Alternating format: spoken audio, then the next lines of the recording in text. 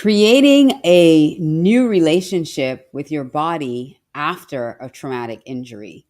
How do you do that? Well, stick around and we're going to talk to our guest coming up on this episode of Love My Body, Love Myself. Stick around.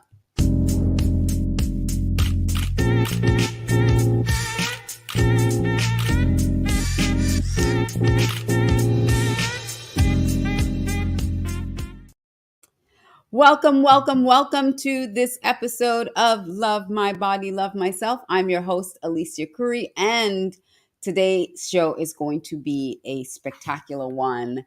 I have a really special guest who is here to talk about loving herself again after a traumatic brain injury.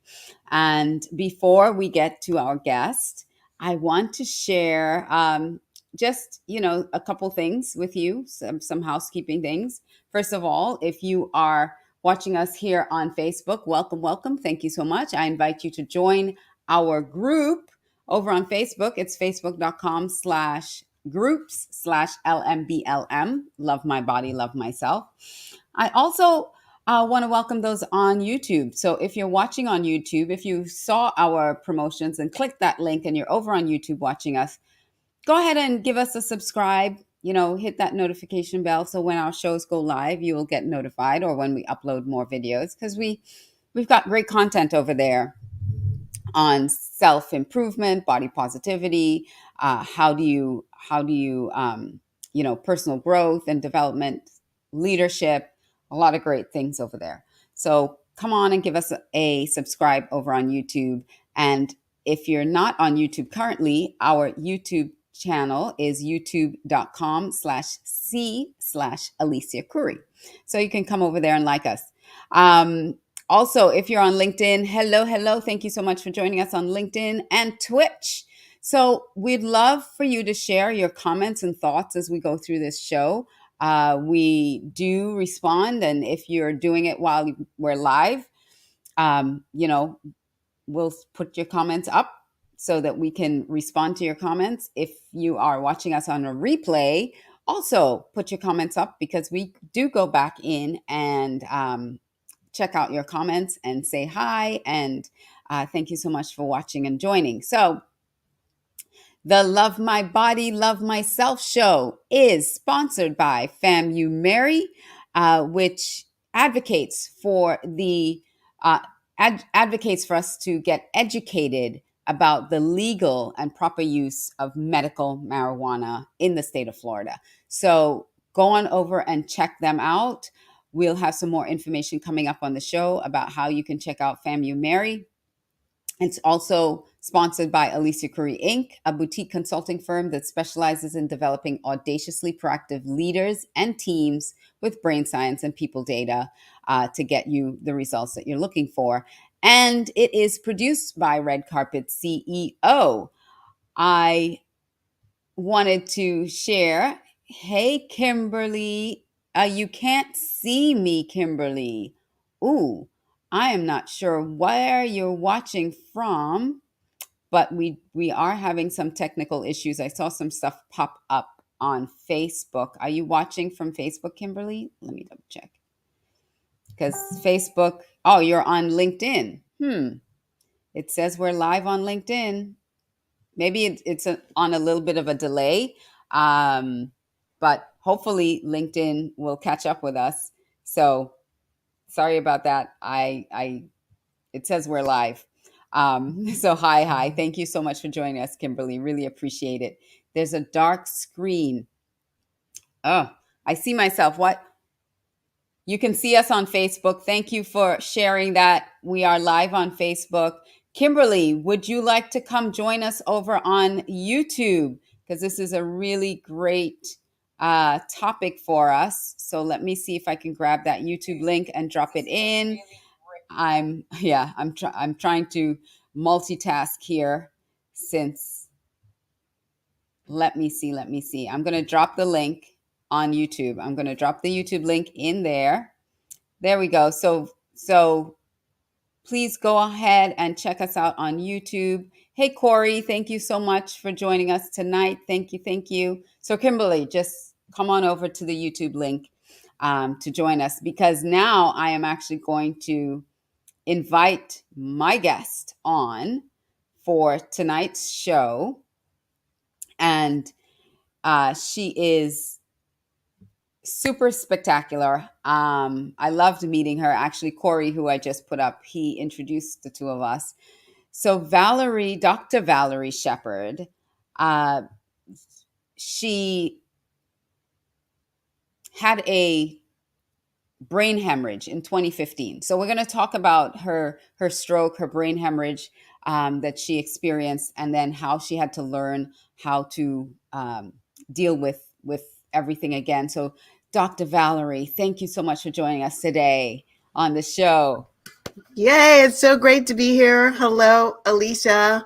Hi, Kimberly. Hi, Couri. Hi, Facebook user. I know, because it doesn't really say who it is if Doesn't say you're who it is. watching us from the group. So yeah, it blocks out their names. But thank you so much. Thank you. So prior to your brain hemorrhage, what was really going on in your life? Like, walk us up to before that happened. So this was a great time in my life. I had finished my book, and I Mhm. had received what is called the advanced reader copy from the printer, so that I Do you have a could. copy of it, by the way, to show us the book? You can It's show right us. behind me. It's right behind you. Awesome. Sitting right here. So I had an advanced reader copy, and I was going to see different people who were endorsing the book and give them a copy and have them read it. And things were expanding with my curriculum at the campus of the University of California, Irvine. It was the very first quarter of the pilot of my course called Living 101, Being Happy and Whole. And so I was dancing in my energy. I was traveling a little bit, spending time with friends, going on walks and runs, I was very active, doing lots of fun things, and expecting even greater things to be showing up. Hmm. And so you were loving life, you were loving yourself, things were all going well for you. And were you experiencing stress? Were you experiencing any other kind of symptoms? This was just like way out of the blue. This came out of the blue. The Mm. night before, so I call it about 16, maybe a little bit longer, maybe a day day and a half before or less. I was visiting friends in LA. So I live in Orange County, California, and I'm a member right now. I'm on the board of directors of an organization called the Evolutionary Business Council. And we get together. It's a global organization, and so groups of us get together different places. And so an LA, Orange County, San Diego contingent got together in LA on the Mm. night of the 4th. And I was so happy. I've got pictures sitting at the table with like 8 or 9 other people showing my advanced reader copy. I had a glass of red wine, and we were laughing, and I was on top of the world. It was fabulous. And Mm. I drove home that night, went to bed, got up the next morning.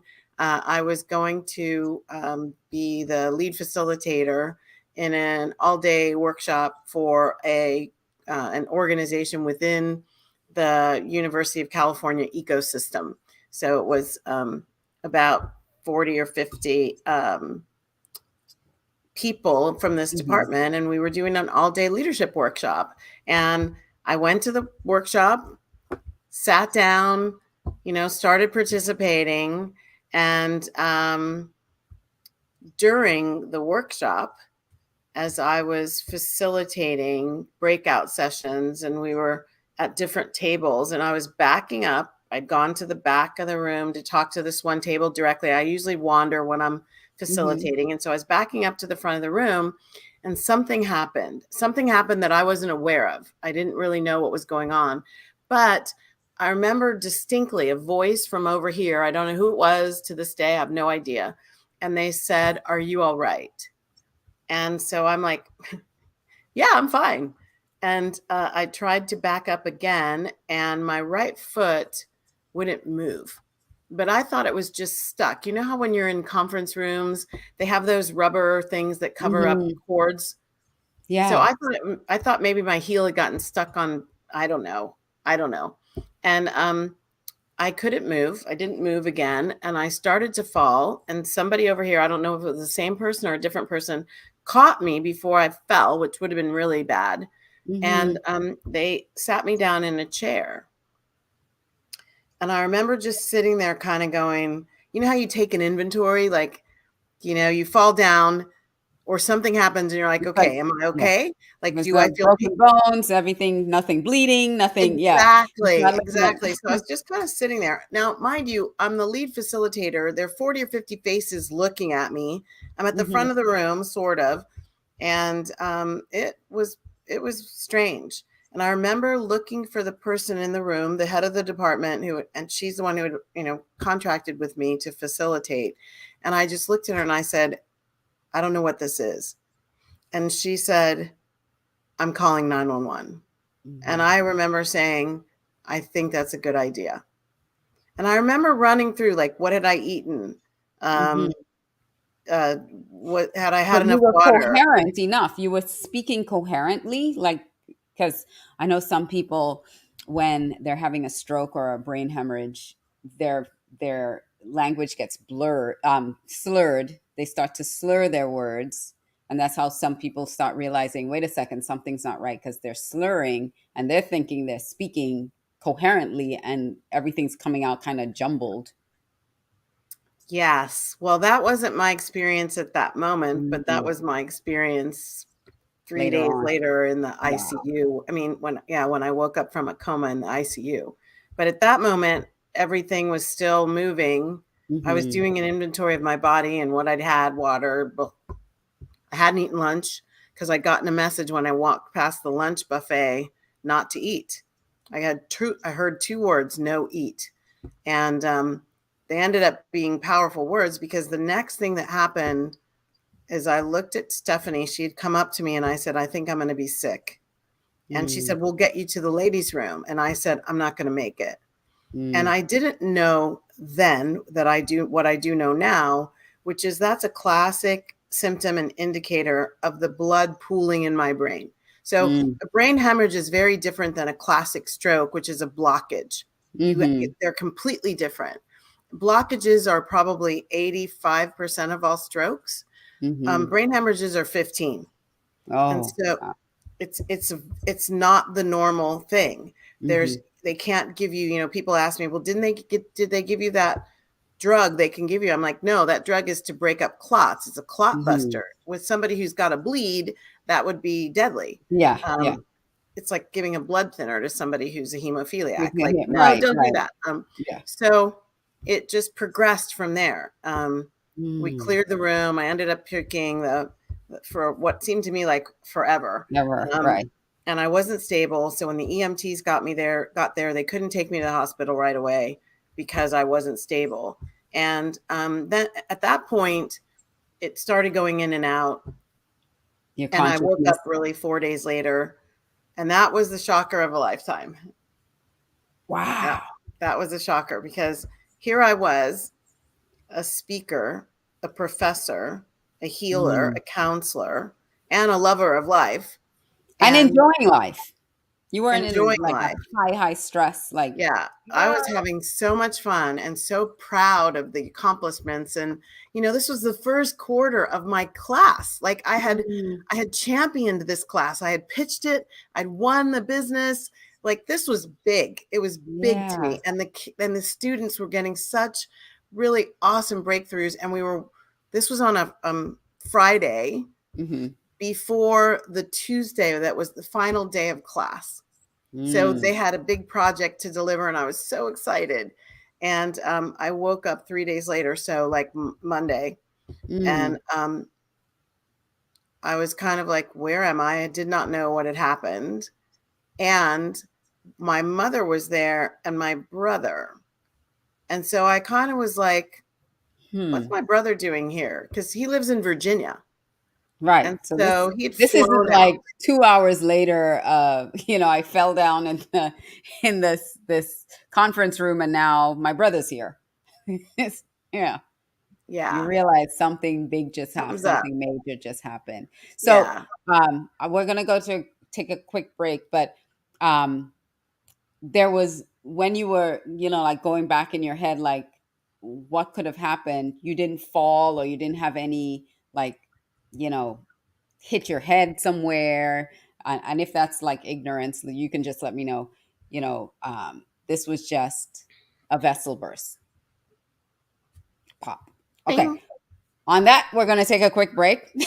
We're going to come back for more on this remarkable story, because it's not that um, it can happen to anyone. This is one of these things that can happen anytime, anywhere, to anyone. You didn't have like high blood pressure and you burst a vessel. This is, you were just enjoying life and poop, this happened. So don't go anywhere, people. Stick around. We're going to continue this story coming back.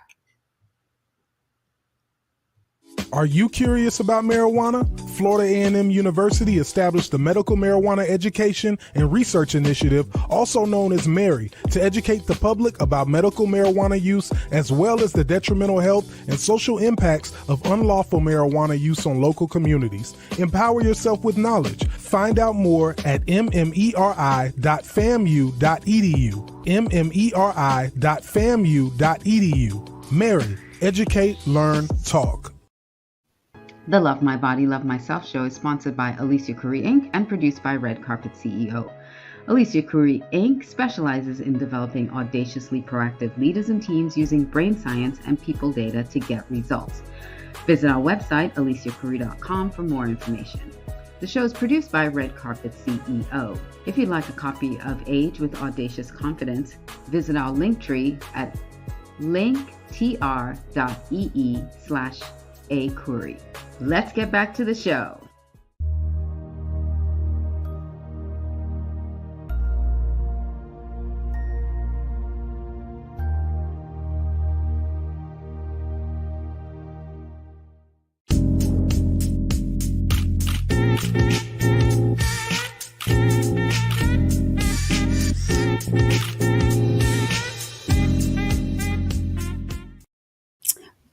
Well, welcome back to Love My Body, Love Myself. Gotta get that banner down. I am your host, Alicia Couri, and on today's show, we are talking about to Dr. Valerie Sheppard, who I'm going to bring back in a moment. But what a fascinating story, because this isn't meant to scare anybody or to make you feel nervous or anything like that. It's just making you aware of how it's Dr. Valerie's story, and how we need to be vigilant with our health. And we need to do what it takes to be healthy, so that, like Dr. Valerie, we can recover from something like this when we are in good health. So it's not meant to, like make you scared or anything. This is about loving your body, loving yourself, and loving your body after something like this has happened. So let's bring Dr. Valerie back.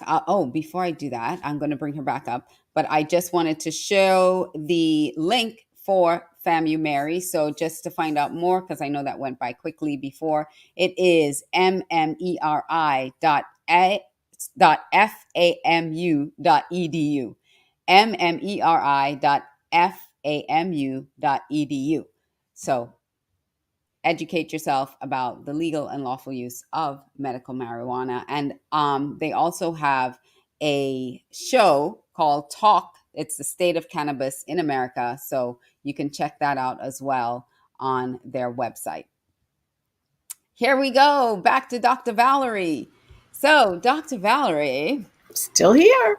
You are still here with us. So I am, in more ways than one, right? Like, yes, because you're a spiritual healer. So I talked about, being physically well, but you also have to be spiritually well, so that you can endure these things, so you can bounce back. Because waking up 3 days after and not having any memory of what happened and just being completely blacked out because you were in a coma, what was that like? Well, I think the most important part of it was waking up and not being able to speak. So I couldn't talk. the right side of my body was completely shut down. I actually thought I was going to be paralyzed for life. I couldn't use the right side of my body. And the first thing, now your comment, the stay in great health, so that if something like this happens, you're actually at a better starting point for your recovery. So I want Mhm. to put that back in people's hearts and minds as I say this next part of what happened to me. So in my mind, I remember kind of sitting there for a second going, well, this is interesting. And I didn't know that I was speaking gibberish. This is to your point earlier as well. Mhm. I thought I was, in my head, I was formulating perfect sentences. And I could tell by the face of my mother, the faces of my mother and brother, that's not what was coming out of my mouth. And I know what So, gibberish sounds like because I'm an improv comedian, or I used to be.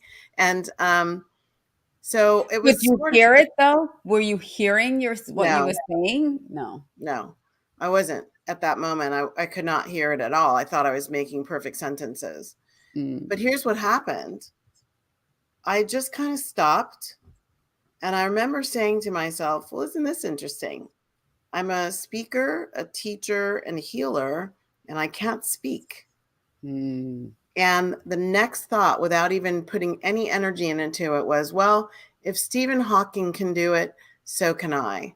And I went back out and I came back to the next day. And here's what's Mhm. interesting. I truly believe that because of the principles and the tools that I apply in my life all the time, when I came back the next day after just letting it go, not letting it freak me out, not getting all upset, just letting it go, oh, well, we'll see what happens, my speech had completely dropped back in. I never went to this day. I've never gone to speech therapy, never done any of that. And it Mm. just all came back in. Wow.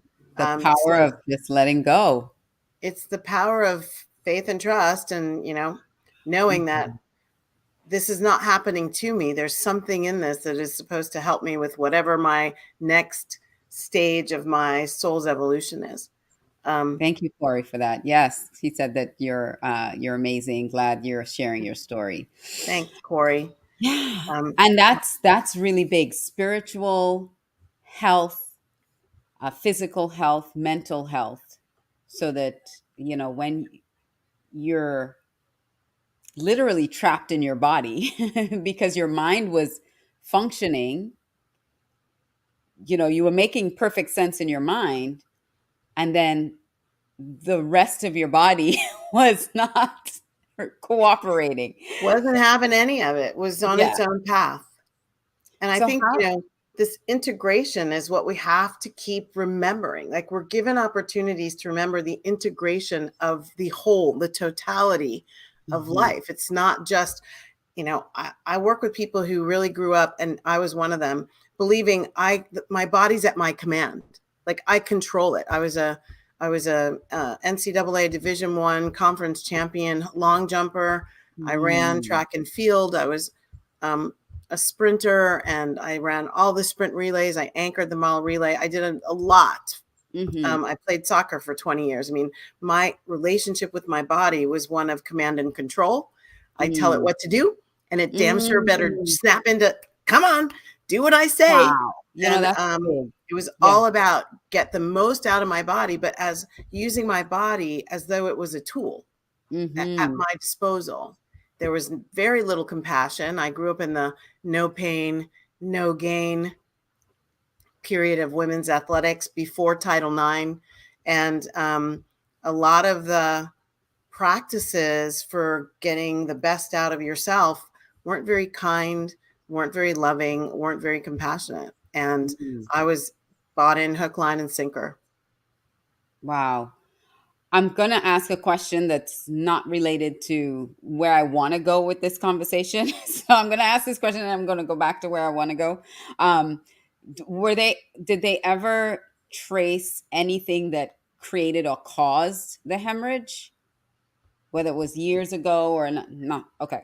So that's not where I want to go. But where I want to go is, having said all of that your body was a tool, your body, you do what I tell you to do. I will, like people crash diet, they do this, they do all kinds of things to their body, which is why I really wanted to do this show. So I'm so glad that you said that, because it's about the appreciation learning how to appreciate what your body is doing for you and loving it, um, even if you have to forgive it for breaking down on you sometimes, you know. So how did you now start building that process? Because it was not on command anymore. It was not doing, you said you had paralysis, so it was not doing what you wanted it to do, like hand lift, right. Come on, do what you're supposed to do. How did you now shift to learn how to be in harmony with what your body was doing instead of fighting it? Yeah, and I didn't really ever fight it at this point. So at this point in my life, I'm way beyond the person that I used to be when I was command and control. Like my book is the journey of my own transformation, and Mm. it started as a result of my noticing that my life was really empty. I was very successful, had all the trappings that I was told would make me happy. Get these things, do these things, and you'll be happy. And I wasn't. And that's not to blame anyone. It's just to say that wasn't the experience of my life. I felt like there were times when I was like, this isn't supposed to be my life. Like, this doesn't Mm. make sense. So I had already done years of transformational work. So I already knew, I was already in the space of, I need to make peace with the totality of me, not just my conscious intellectual ability, but all of me. And Mhm. so I woke up in a much better space with the fact that my body could not do most anything. Um, Mm. I was taken from ICU. I was in ICU for a week. I was taken from ICU to a residential rehab facility and when I first went there, I really didn't think I was going to ever walk again. And the first thing they did, I got there in the evening, and the very next day I had my first physical therapy appointment, and they said, we're going to get you up and start you walking in the hallway. And I was like, I actually was upset about that. And I thought it was a cruel joke.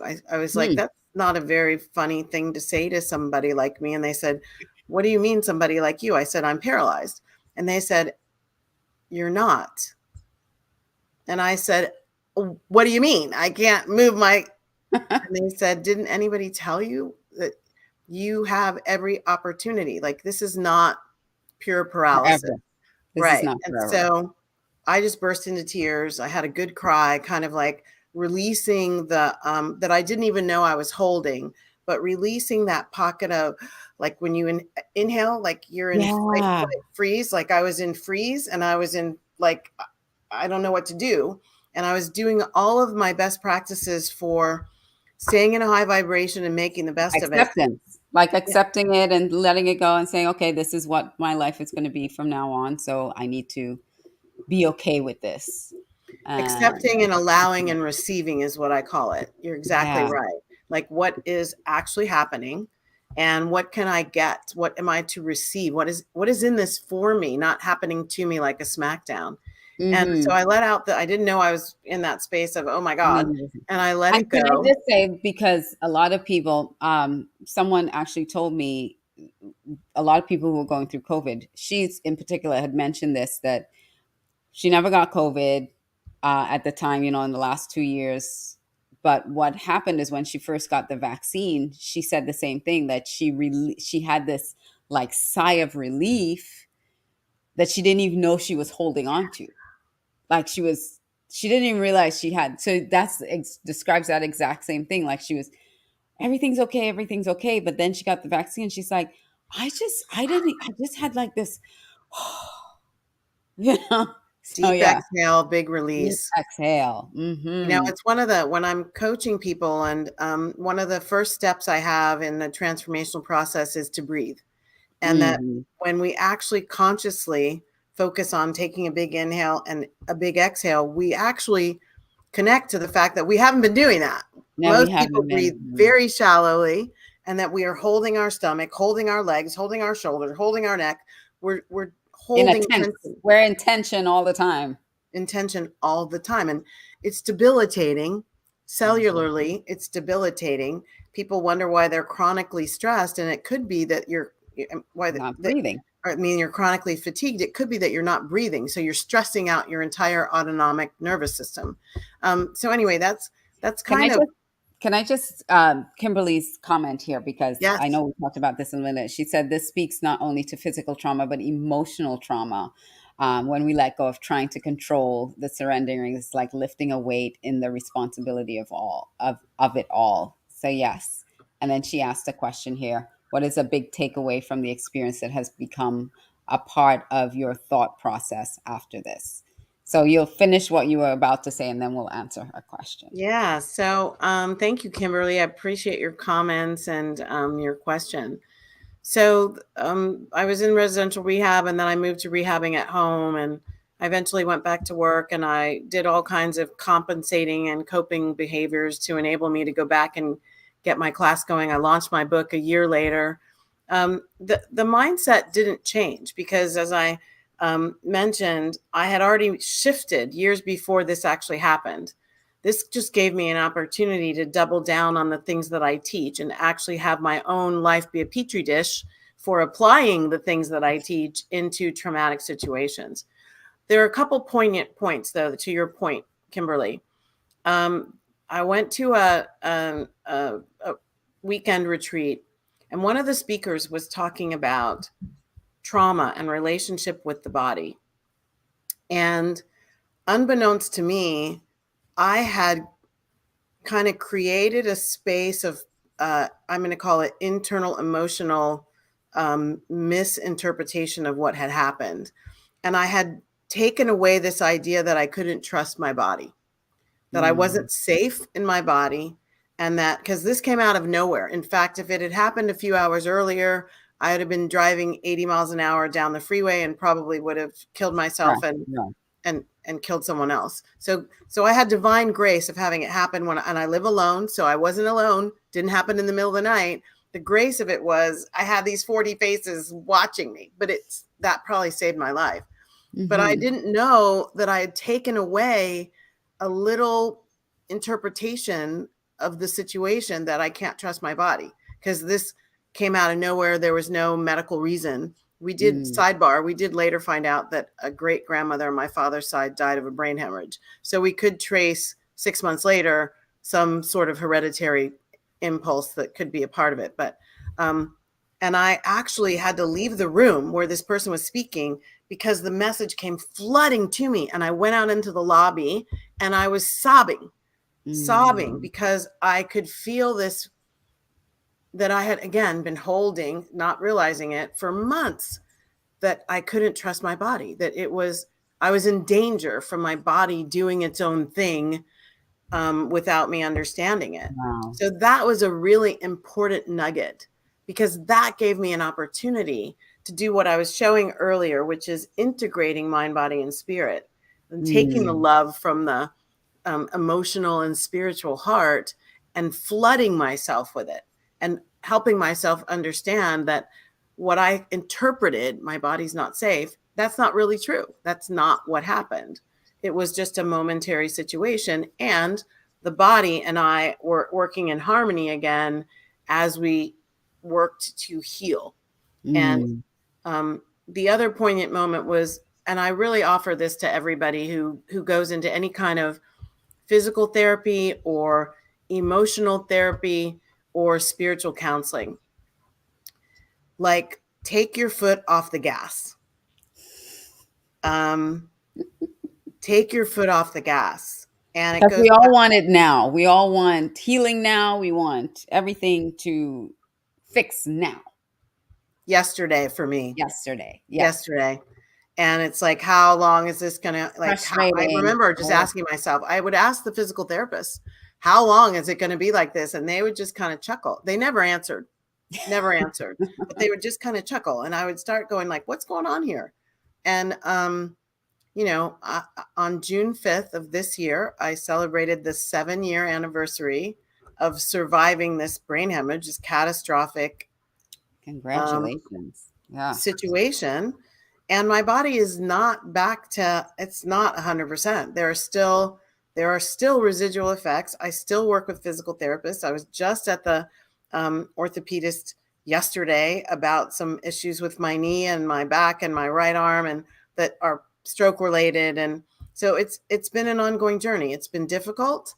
And it's also been, the word that wants to come is just joyous in the ability to integrate higher wisdom, higher power, to know what it means when we say, like, to overcome something or to get superiority over it, which I like the latter the most. It's not always going to be about it disappearing. Or And perfection.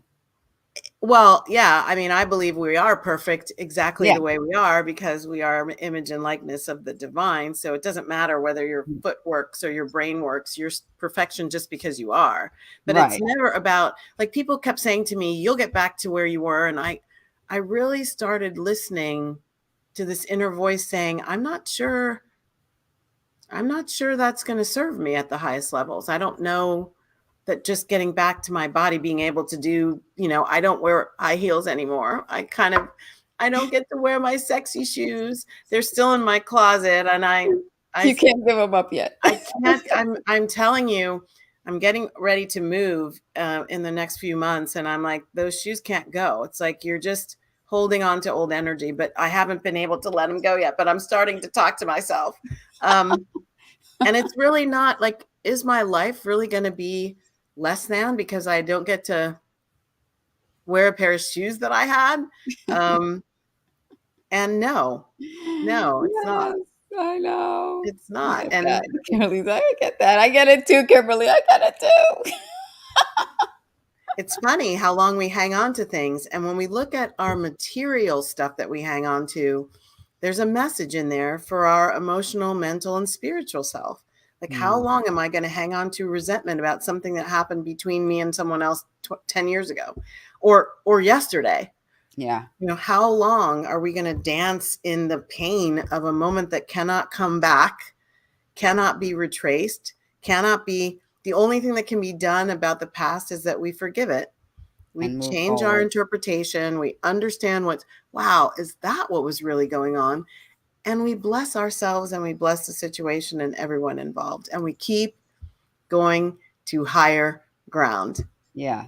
I love that you highlighted the grace in all of this, because really that's where we have to focus, not why did this happen to me and how is this, and all the negative things, but all the things like you said, that if this had happened half an hour earlier, it could have been catastrophic, not just for you but for many other people, in that on the highway. And if it happened to you at home, you would be home alone and nobody would have caught you, and you would have just expired there, not having anything. Did they do any brain surgery with you? Did they shave your head and have to regrow all of that? So here we go with Grace again. So when my mother got to the hospital, and I here's Grace. So couple little thing I'll go through really quickly. The place we were supposed to have this workshop that I was facilitating was supposed to be deep into campus. We were going to be at this building and it was deep inside the center of campus. At the last minute, it got changed to the student center, conference room in the student center, which was really easy to get to on the edge of campus. So the ambulance could get there really quickly. Like, Yeah. Grace. The next thing was I was taken to Hoag Hospital, which has renowned in the state stroke unit. Who knew? Then on duty, when I got brought in, who isn't there all the time, was the head of that stroke unit, the neurologist who is board certified head of the stroke unit at Hoag Hospital. Nice. So David Brown was my doctor. When my mother got to the hospital, he said to her, she's had the worst kind of stroke you can have, and there's nothing we can do. Like, the blood is it's still bleeding, not quite as much. The blood is pooling in her brain. We're prepared to do a craniotomy, that's where they drill a hole to let out the fluid, so it's the pressure isn't building up so much. And I can't tell you anymore. We won't know until the bleed stops. uh, what we're going to have with her. We don't know if she'll wake up. We don't know when she'll wake up. And we have no idea what kind of damage this thing has done until she does wake up. So all of that was, my mom, and the next thing she told me, now I'm just hearing this from her, but the next thing she told me was, and he told her where the chapel was. And she and a friend of mine who brought her to the hospital, she didn't drive herself. She started to, she got in the car and heard a voice, don't drive, and went back in her place and called a friend of mine, and he came and picked her up and took her to the hospital. But they went and prayed in the chapel, and they did not have to do a craniotomy. It took about, according to the MRIs, I'm thinking it was about 14 months before all the blood got reabsorbed by my body. Wow. I didn't even know it did that. I didn't even know it did that. It does. It was tough. I mean, the vertigo, it was a tough 6 months. Yeah. You still had the nausea because the blood in your brain. I still get nauseous at times, which I don't know what that is. The nausea from when my head goes below my knees, like when I'm stretching and I'm doing yoga, when my head goes below my waist and my knees, I come up and I feel a little bit like, not nausea, it's more like wooziness, like, oh, that's a little bit weird. And there are some other, I said, there are residual effects, so it's by no sense gone. I feel like I'm doing a much better job loving my body exactly the way it is and thanking it for continuing to bring you through, continuing to survive, continuing to thrive, continuing to hold you up. And I talk to it like I'm talking to a younger version of myself. So when my right hand's having trouble, instead of saying, oh my God, I wish you would get your act together, I lovingly say to my right hand, okay, let's see how the left hand does it. And so I'll do the thing with my left hand, and then I'll show my right hand, okay, did you see that? And then I'll ask the right hand to do it again, and it usually does. There are certain things that are still difficult. I really have trouble holding a mouse and trying to get the mouse to do stuff. I really have trouble with that, but it's getting better. And take it one moment at a time and just immerse myself in gratitude for everything. I mean, and the left side, oh my gosh, the left side, the masculine side of me, the left side is really powerfully strong and has been, captain of this ship for 7 years, carrying the right side through. And I'm just so grateful, and it knows it. So so your book, did you add some of this event into your book before you, or are you writing a new book about it? No, it's kind of like, I don't know that it's that important. People want me to tell the story because it helps people in their own situations. And I love that. I mean, one thing that I want to caution people about is, because when people share their stories, one thing that can happen is people get into a comparison place and they're like, oh my gosh, and I've had people say this to me, wow, I should be ashamed of myself for being upset with the dynamics in my life when you've gone through so much. And I'm like, okay, no, let's shut that down. It's not a comparison or an Olympics of suffering. That's not what's going on here. The only reason I'm sharing this is to show you the things that helped me in the dynamics with which I was dealing. You have your own circumstance. It's got its own level of trouble and trauma and pain and yuckiness, and you're allowed to feel that it is equal, if not worse. It's not about comparison. It's in the absolute. Your pain is your pain. Your suffering is your suffering. And I honor that. Absolutely. And if I can support you by telling you what I've done, happy to do that. Because we can take a nugget. I do not feel called to write a book about it. Okay, awesome. But you can take a nugget from that about attitude or how to treat your body or just something. I'm 100% in agreement with you. It's not about comparisonitis. It's really oh, well, you know what?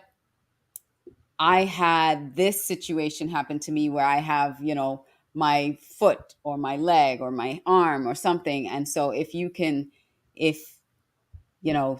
the techniques that you did to integrate all of that, maybe I can integrate some of those techniques. That's the purpose of all of this, not to compare. So I love that. Kimberly says that each journey is individual because it's a self thing. Yes, it's our own thing.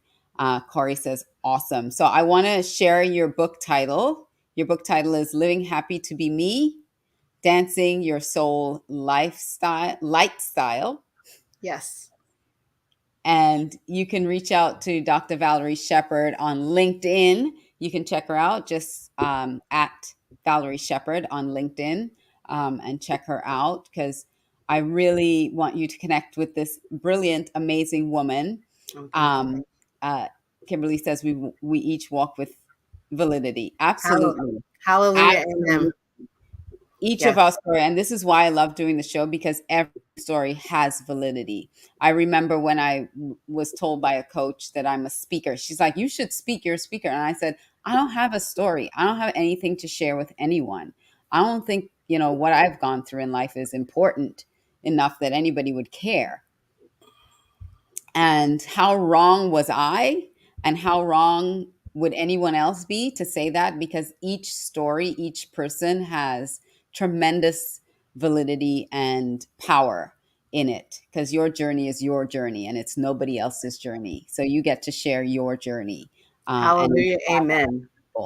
With it. So thank you. And listen, Dr. Valerie is going to be on Unleash Your Audacious Confidence on Win Win Women TV coming up on what date was that? She's coming up on another episode. You'll see it on my I think it's next Monday. The 27th. Is it the 20? It may be next Monday. It is. It's the 27th at 2 p.m. Pacific. 5 p.m. Eastern. So come join us, because we're going to talk a little bit deeper into the work that she does to help people really overcome some of this, and get deeper spiritual work, and so come join Dr. Valerie Sheppard and I on Unleash Your Audacious Confidence next Monday. That would be awesome. And Kimberly says, thank you so much. Thank you for joining and sticking with us, Kimberly. Thank you for staying the whole show. Yeah, so, Kimberly, awesome to have you. Thank you, Dr. Valerie. Really appreciate you. Don't go anywhere. So thank you. Yes. Many blessings. So that was this episode of Love My Body, Love Myself with Dr. Valerie Sheppard.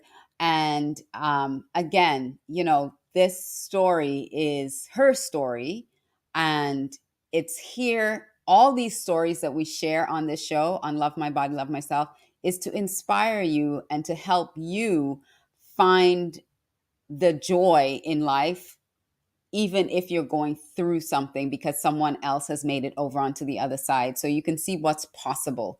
So even if you're in the midst of the storm right now, it's to encourage and inspire you and to really give you hope that even though Dr. Valerie's story is not your story, we're all dealing with something. And so maybe there's a little nugget in there that she shared that you can take with you and implement into your life. I want to let you know, if you want to be a guest on the show, you are welcome. We have 10 more episodes of this show. Well, after today, 9 more episodes of this show. So if you'd like to be a guest, just email support@aliciacouri.com, and we will send you over our link to book to be a guest on the show, because we'd love to share your story. We'd love to hear your journey of self-love, body positivity, how you overcame whatever it is that you needed to overcome. So thank you so much for joining us. And don't forget to check in with us. Come share your story. We're always looking for guests or sponsors for the show. So with that said, I want to encourage you all to do something, even if it's just one thing this week, to prove to yourself that you love your body and that you love yourself. And I will see you next time on another episode of Love My Body, Love Myself. Mwah, mwah, mwah.